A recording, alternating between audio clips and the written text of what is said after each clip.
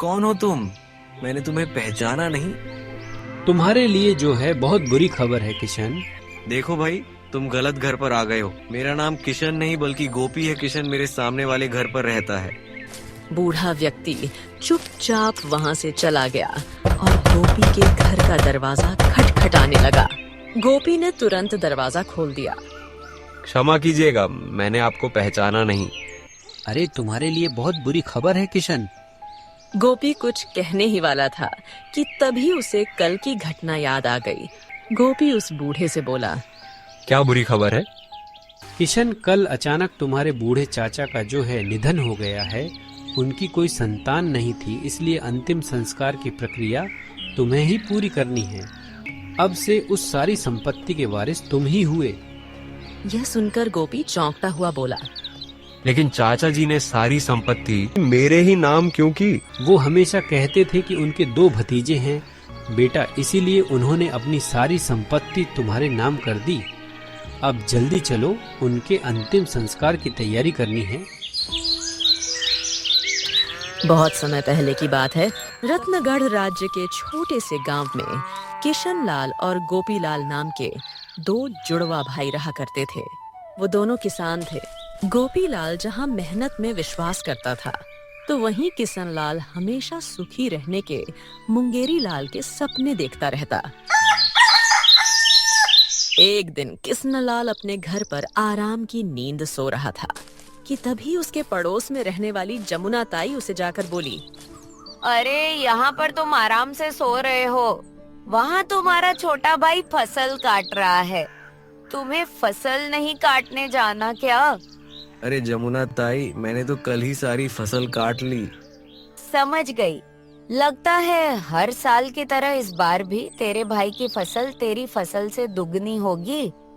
किशन दौड़ते हुए अपने भाई के खेत में जाकर गुस्से से बोला, माता पिता ने मेरा नाम किशन रखा था, मगर अपने नाम के मुताबिक मैंने अपनी किस्मत उल्टी ही पाई है। माता पिता के देहांत के बाद मैंने कितनी चालाकी से अपने भाई गोपीलाल के हिस्से की आधी से ज्यादा खेती हड़प ली। फिर भी समझ में नहीं आता कि मेरी फसल उसकी फसल से कम क्यों उगती है। किशन लाल घर पर जाकर दोबारा सो गया। अगले दिन किशन लाल का दरवाजा कोई जोर जोर से खटखटाने लगा। अब इतनी सुबह सुबह कौन आ गया? एक तो ये गांव वाले ना ठीक से सोने भी नहीं देते। इतना बोलकर किशन लाल ने दरवाजा खोल दिया। किशन लाल के सामने एक मोटा व्यक्ति 2 दुबले व्यक्तियों के साथ खड़ा था। अरे कृष्णलाल, तुमने मुझे पहचाना नहीं? मैं गांव का महाजन मजूमदार हूँ। तुमने मुझसे 1 माह पहले 60 स्वर्ण मुद्राएं उधार ली थी। मैं वही वापस लेने आया हूँ। अरे मजूमदार भैया, तुम्हें धोखा हुआ है। मेरा नाम किशन लाल नहीं बल्कि गोपीलाल है। मेरा भाई किशन लाल तो सामने वाले घर पर रहता है। यह सुनकर महाजन पूरी तरह से चौंकता हुआ बोला, माफ करना गोपीलाल, मुझसे गलती हो गई। तुम दोनों भाई जुड़वा हो ना, इसीलिए ऐसा हुआ। ठीक है, आइंदा से ऐसी गलती मत करना। महाजन 2 व्यक्तियों के साथ तुरंत बाहर चला गया। जान बची तो लाखों पाए। अब मेरा सारा कर्जा गोपीलाल चुकाए। आहा, क्या दिमाग पाया है मैं। महाजन तुरंत गोपीलाल के घर पहुंचकर उसका दरवाजा पीटने लगा। गोपीलाल दरवाजा खोलकर महाजन से बोला, अबे क्या है बे, दरवाजा तो तू ऐसे पीट रहा है जैसे कि तेरा मेरे ऊपर कोई कर्ज निकल रहा हो। 1 माह होने को आया है। आज तो 60 स्वर्ण मुद्राएं वापस लिए बगैर नहीं लौटूंगा, बताए दे रहा हूँ। चलो अब निकालो मेरी मुद्राएं।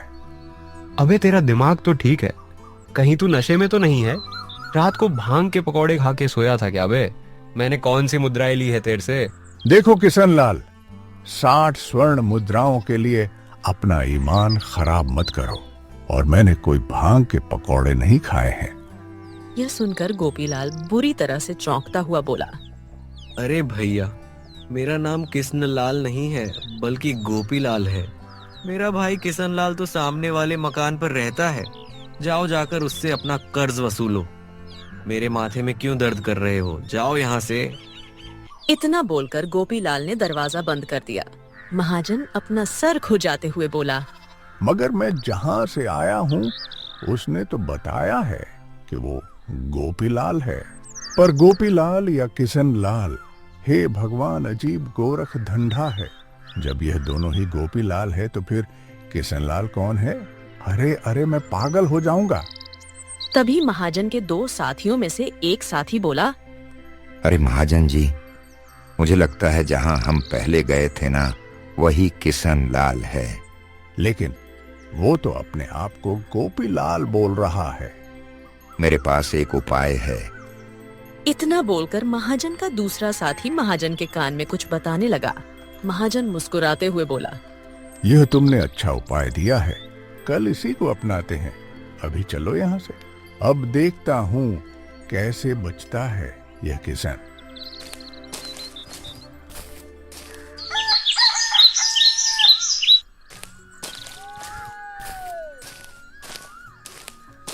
अगले दिन सुबह फिर से महाजन किशनलाल के घर का दरवाजा खटखटाने लगा। किशनलाल दरवाजा खोलकर महाजन से गुस्से में बोला, अरे भैया, तुम्हें बताया तो था कि मैं गोपीलाल हूँ। मैं जानता हूँ, इसलिए तो तुम्हारे पास आया हूँ। दरअसल कल मुझसे एक बहुत भारी भूल हो गई। 60 स्वर्ण मुद्राएं तुम्हारी तरफ नहीं बल्कि 100 स्वर्ण मुद्राएं मेरी तरफ तुम्हारी निकल रही है। अरे माफ करना किशनलाल, तुम्हें शायद याद ना हो, लेकिन मेरे खाते में लिखा है कि बहुत सालों पहले मैंने किशनलाल से 200 स्वर्ण मुद्राएं उधार ली थी, जिनम से 100 मैंने उसे लौटा दी और बाकी बची स्वर्ण मुद्राएं मैं तुम्हें आज लौटाने आया हूँ। लेकिन तुम किशनलाल ही हो ना? यह सुनकर किशनलाल खुश होता हुआ बोला, अरे अरे, अगर ऐसी बात थी तो तुम्हें पहले बताना चाहिए था ना। मेरा नाम ही किशनलाल है। लाओ लाओ, अब जल्दी से मुझे मेरी 100 स्वर्ण मुद्राएं दे दो। और ऐसी भूल दोबारा मत करना। जल्दी निकालो मेरी स्वर्ण मुद्राएं। यह सुनकर महाजन अपने दोनों साथियों से बोला, यही है किशनलाल, इसी से तुम्हें मेरी 60 स्वर्ण मुद्राएं वसूलने हैं। अब कैसे वसूलना है यह तुम जानो। इतना कहकर महाजन वहां से चला गया और महाजन के दोनों साथी किशनलाल को बुरी तरह से पीटने लगे। किशन कराते हुए बोला, अरे भैया रुको, अरे अरे मत मारो भैया, अरे मोरी मैया, अरे कूट दियो रे, अरे शरीर के साथ होशियारी अच्छी नहीं, अरे छोड़ दो भाई, अरे अरे मार डाला रे, अरे कोई मुझे बचाओ। इतना बोलकर किशनलाल ने तुरंत 60 स्वर्ण मुद्राएं उन दोनों को पकड़ा दी। वो दोनों हंसते हुए वहां से चले गए। अगले दिन किशनलाल अपने खेत में हल चला रहा था कि तभी उसका भाई गोपीलाल दौड़ते हुए वहां आकर बोला, भैया भैया, ये देखिए मुझे क्या मिला है। किशनलाल ने देखा कि गोपीलाल के हाथ में एक चमकदार हीरा था। अरे यह तो बहुत ही कीमती हीरा है, ये तुम्हें कहाँ से मिला? भैया, मैं खेत में हल चला रहा था, तभी मेरी नजर खेत की मिट्टी पर पड़ी। ये उसके नीचे दबा हुआ था। यह सुनकर किशनलाल अपने मन में बोला, इसका मतलब वहां पर और भी हीरे होंगे। हो ना हो वहां पर हीरे की खदान भी हो सकती है। मुझे कुछ तो करना ही होगा। देखो गोपीलाल, एक बात मैंने तुमसे वर्षों पहले छुपाई थी। कौन सी बात भाई? माता पिता के देहांत के बाद मेरे मन में ज्यादा लालच आ गया था और मैंने तुम्हारे हिस्से की जमीन भी हड़प ली थी भाई, लेकिन मुझे मन ही मन बहुत पछतावा है उस बात का। भैया मुझे शक तो था, लेकिन मैंने आपसे कोई शिकायत नहीं की। लेकिन मैं प्रायश्चित करना चाहता हूँ। क्या तुम मेरी उसमें कोई मदद नहीं कर सकते? मुझे प्रायश्चित करना है। मतलब मैं चाहता हूँ कि तुम मेरे हिस्से के सारे खेत की जमीन ले लो और अपने हिस्से की छोटी सी खेत की जमीन मुझे दे दो। मैं उस छोटे से टुकड़े में खेती कर अपना गुजर बसर करना चाहता हूँ। ये सुन गोपीलाल बुरी तरह से चौंक पड़ा और अपने मन में बोला, समझ गया, ये भैया अपनी हरकत से बाज नहीं आएंगे, बहुत होशियार बन रहे हैं। ये सोच रहे होंगे कि इस खेत के हीरे हैं और मेरे खेत में और भी होंगे। गोपीलाल गुस्से से किशन लाल से बोला, भैया जब मुझे कोई शिकायत नहीं है तो आप अपनी सारी खेत मुझे क्यों देना चाहते हैं? गोपी भाई, मैं प्रायश्चित करना चाहता हूँ। ठीक है, जैसी आपकी इच्छा। उस दिन से किशन गोपी के खेत में हल चलाने लगा। कुछ ही दिनों में किशन ने गोपी के खेत की सारी मिट्टी खोद डाली, मगर उसे एक भी हीरा ना मिला। हाय हाय, मैं तो लुट गया। हाय, मैं बर्बाद हो गया। मैं तो वहीं पर जाकर दोबारा खड़ा हो गया जहां से चला था। सत्यानाश जाए मेरा। इस जमीन पर तो एक भी हीरा नहीं है। तभी वहां पर गोपी दौड़ता हुआ हाथों में एक मटका लेकर आ पहुंचा। भैया भैया, ये देखो मुझे क्या मिला। किशन ने देखा कि वो मटका स्वर्ण मुद्राओं से भरा था। अरे, यह मटका तो स्वर्ण मुद्राओं से भरा हुआ है। ये तुम्हें कहाँ मिला? भैया मैं आपके खेत में हल चला रहा था कि तभी जमीन खोदते हुए कोई चीज अटक गई। जब मैंने खोद कर देखा तो मुझे यह स्वर्ण मुद्राओं से भरा हुआ मटका मिला। ये सुनकर किशन बुरी तरह से क्रोधित होता हुआ बोला, बस बहुत हो गया। हम दोनों एक ही माता पिता की संतान हैं। तुम्हारा नाम गोपी है और मेरा नाम किशन है, फिर भी तुम भाग्य के इतने धनी हो। आखिर क्यों? भैया क्योंकि मैं मेहनत करता हूँ और आप केवल बैठे बैठे सुखी होने के सपने देखते रहते हो।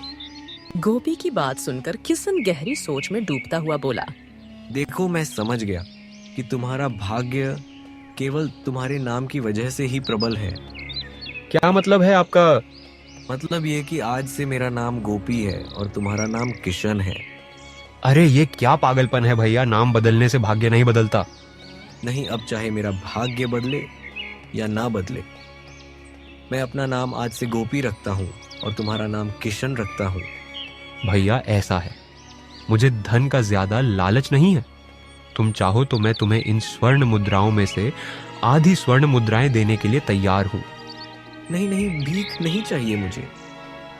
अब मैंने अपना नाम गोपी रख लिया है तो मुझे विश्वास है कि मेरा भाग्य पलट जाएगा।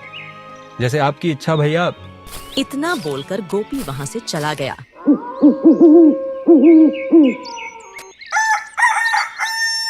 किशन अपने घर पर लेटा हुआ था, तभी उसके घर का कोई दरवाजा खटखटाने लगा। अब तो मैंने अपना नाम भी गोपी रख लिया है, अब कौन आ गया? इतना बोलकर किशन ने घर का दरवाजा खोल दिया। सामने एक बूढ़ा व्यक्ति किशन के सामने खड़ा था। कौन हो तुम?